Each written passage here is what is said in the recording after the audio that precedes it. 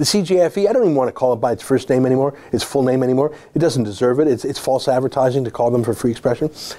They stopped standing up for free speech a long time ago, and they started doing bizarre far-left political protests instead. Just last June, for example, when we had a day-long conference in Toronto called Rebel Live, including, as you can see, this fella here, Professor Jordan Peterson, the free speech advocate. Well, the CJFE rented a billboard truck to protest against our event. Look at this. To protest against us. What? Here's the website about it. It didn't really even make sense to me. Their headline there, CJFE challenges the rebel with free speech ad campaign. Huh? We were having a free speech event and they were shouting at us. I don't get it. We weren't censoring people. We don't have the power to censor. We're not the government. Unlike their good friends Justin Trudeau or Kathleen Wynne. It's so weird, so obscure, wasn't it? They hired this guy, an Antifa-style extremist, as a staffer named Kevin Metcalf.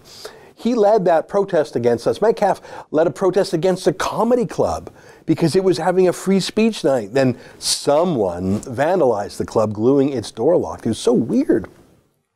Metcalf also wrote an article condemning free speecher Professor Peterson and that Laurier University grad student Lindsay Shepherd, a free speech champion herself, a victim of leftist bullying, and the CJFA was against them. So, like Robert Conquest said, the simplest way to explain the behavior of any bureaucratic organization is to assume that it is controlled by a cabal of its enemies. I know that's so weird. I didn't get it till this year.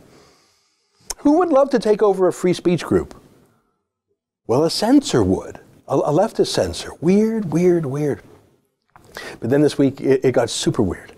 Last week, the CJFE announced this. They said, sign the CJFE petition asking Justin Trudeau to stand up for press freedom by canceling Trump's invitation to the 2018 G7 summit. So a free speech group was asking Canada's government to ban someone from coming to a meeting in Canada, a political meeting, and that's standing up for press freedom somehow? It makes no sense, of course. That's an excerpt from my daily TV show, The Ezra Levant Show. Normally it's behind a paywall, but I thought you'd like this video, so we put it on YouTube. If you want to subscribe to watch the daily show every day, including always 2 interviews a day, and I read my hate mail, just click on this screen and become a premium member.